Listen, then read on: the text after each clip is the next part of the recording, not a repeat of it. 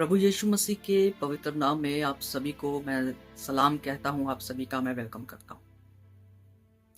प्रियजनों, आज के इस वीडियो में हम बात करने के लिए जा रहे हैं एक ऐसे इंसान के बारे में जिससे दुष्ट आत्माएं कांपती हैं। आप कहेंगे वो तो यीशु मसीह है, क्योंकि बाइबल में लिखा है प्रभु यीशु मसीह के नाम से तो दुष्ट आत्माएं कांपती हैं। क्योंकि लिखा है कि तुम विश्वास करते हो, ठीक है, परंतु दुष्ट आत्माएं भी विश्वास करती हैं और उसके नाम से कांपती हैं। मैं आपको ये बात नहीं बताना चाहता। मैं आपको कहना चाहता हूं कि दुष्ट आत्माएं जो होती है वे किस व्यक्ति से डरती हैं, किससे घबराती हैं। ऐसा व्यक्ति कौन है जिससे दुष्ट आत्माएं डरती हैं? सबसे पहले मैं आपके सामने एक वचन रखना चाहता हूं। याकूब 5 अध्याय उसके 16 वचन में लिखा है, धर्मी जन की प्रार्थना के प्रभाव से बहुत कुछ हो सकता है, या धर्मी जन की प्रार्थना से बहुत कुछ हो सकता है। आप देखिए, एक ऐसा व्यक्ति जो परमेश्वर के मार्गों पर चलता है, जो उसकी आज्ञा पालन में रहता है, जो हर तरीके से परमेश्वर को खुश करने में लगा हुआ है, उस व्यक्ति के बारे में बाइबल क्या कहती है? वह धर्मी जन जब प्रार्थना करेगा तो उसकी सुनी जाएगी और उसकी प्रार्थना से बहुत कुछ हो सकता है या बहुत कुछ होता है। एक वचन जो कि यशायाह की पुस्तक उसका 57 में हमें मिलेगा, उसके 15 में आप इसको पढ़ सकते हैं। वहां पर लिखा है, परमेश्वर कहता है, जब मेरे लोग नम्र होकर दीन होकर के प्रार्थना करेंगे तो मैं उनकी सुनूं। आपको पता है परमेश्वर जो है वह अपने आप को टूटे हृदय वालों पर जाहिर करता है, प्रकट करता है। लूका 22 जब हम पढ़ते हैं तो वहां पर हम यीशु मसीह को देखते हैं जिन्होंने टूटी हालत में प्रार्थना की और उसके बाद उन्होंने क्रूस उठाया, परंतु वे जयवंत हुए, वे हारे नहीं। दूसरा इतिहास 7 वचन उसका 14 जब आप पढ़ेंगे तो वहां पर भी आपको यही मिलेगा, यदि मेरी प्रजा दीन होकर के प्रार्थना करे। यशायाह 57 में आपको ये पता लगता है कि परमेश्वर जो है वह कैसे लोगों पर अपने आप को प्रकट करता है। मैं आपको ये बताना चाहता हूं, शैतान किसी अमीर व्यक्ति से नहीं डरता, किसी धनी व्यक्ति से नहीं डरता। शैतान ऐसे किसी व्यक्ति से नहीं डरता जिसके पास दुनिया की पूरी पावर्स हैं, टैंक है, मिसाइलें हैं, अलग अलग तरीके के आर्म्स है, उससे शैतान नहीं डरता। शैतान पढ़े लिखे लोगों से भी नहीं डरता।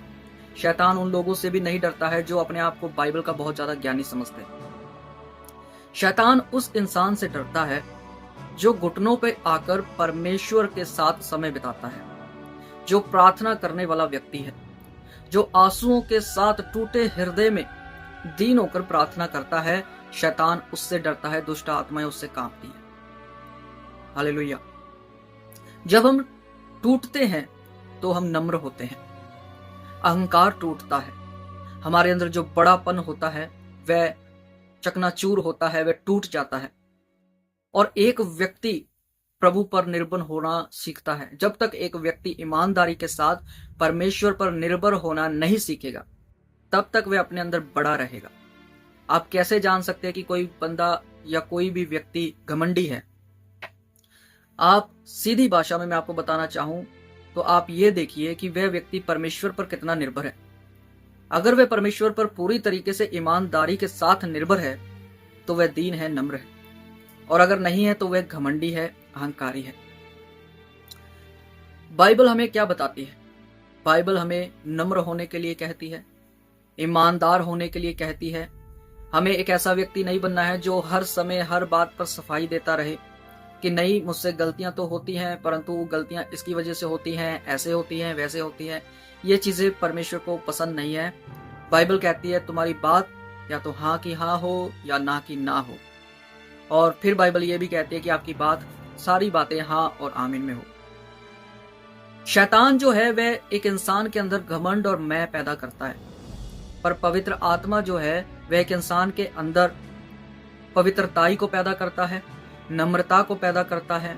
उसके अंदर पवित्र आत्मा के वे फल होते हैं जिनके बारे में आप पढ़ते हैं, प्रेम, आनंद, कृपया, भलाई, संयम।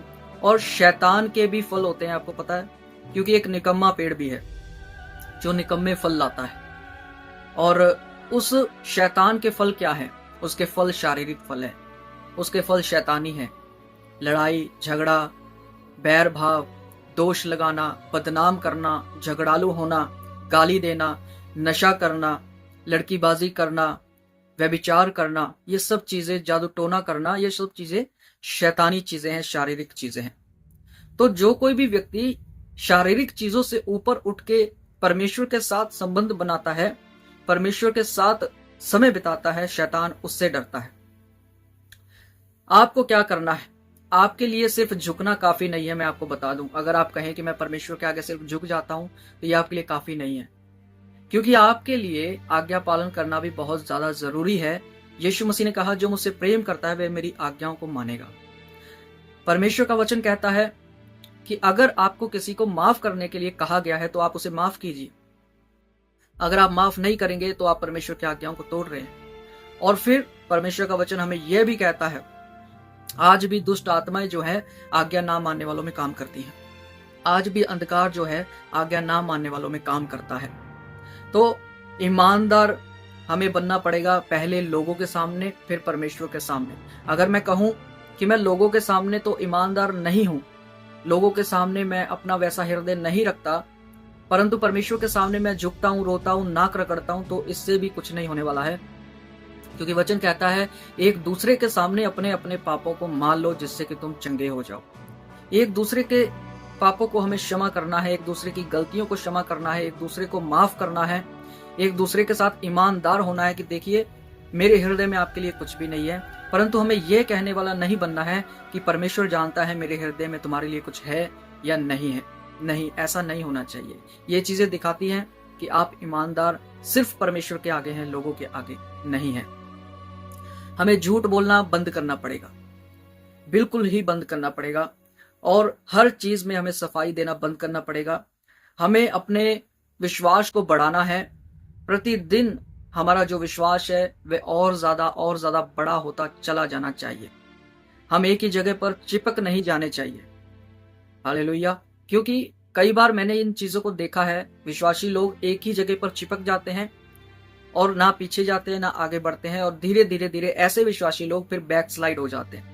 वो विश्वास से पीछे हो जाते हैं, फिर नाम के विश्वासी रह जाते हैं और सिर्फ कहते हैं कि हम तो विश्वासी हैं, हम तो विश्वासी हैं, हम तो चर्च जाते हैं, हम दान देते हैं, हम सब कुछ करते हैं, परंतु उनका जीवन प्रार्थना वाला जीवन नहीं रहता। तो हमें हमारे विश्वास को प्रतिदिन बड़ा करना है, बढ़ाना है, और उसके आगे लोगों के ऊपर नहीं परंतु हमें शैतान के ऊपर गुस्सा निकालना है। हालेलुया। हमें जब भी आपको गुस्सा आए तो हमें शैतान के ऊपर गुस्सा निकालना है, क्योंकि वचन कहता है कि हम शैतान की युक्तियों से अनजान नहीं हैं। परमेश्वर कभी भी गड़बड़ी नहीं डालता। उसका वचन कहता है परमेश्वर गड़बड़ी का परमेश्वर नहीं, शांति का परमेश्वर है। तो अगर आप परमेश्वर की संतान हैं तो आप एक शांति फैलाने वाले व्यक्ति होंगे, आप मेल मिलाप करने वाले व्यक्ति होंगे। आप मेरी इस बात को हमेशा याद रखना, अगर आप कुछ भी इस दुनिया में कर रहे हैं, आप कितना भी अच्छा काम कर लीजिए, परंतु अगर वो यीशु मसीह में होकर के नहीं है तो उन अच्छे कामों का कुछ भी नहीं होगा। हालेलुया। वचन कहती है तुम्हारे अच्छे काम मैले चिथड़ों के समान है। आपने घर में कभी पोछा इस्तेमाल किया होगा, आपने अपने पोछे का कभी हालत देखा होगा, फटा हुआ होगा, मैला होगा, गंदा होगा। बाइबल बताती है आपके भले काम, आपके अच्छे काम इसी तरीके के हैं, मैले चिथड़ों के समान। हालेलुया। तो मैं आपको कहना चाहता हूं, कभी भी अपने आप को वैसा ना बनाएं कि हम सिर्फ प्रभु के आगे अपने आप को दीन दिखाएं। मैं लास्ट बात बोल करके इस वचन को समाप्त करूंगा। आपको पता है 2 जन परमेश्वर के आगे प्रार्थना करने के लिए गए।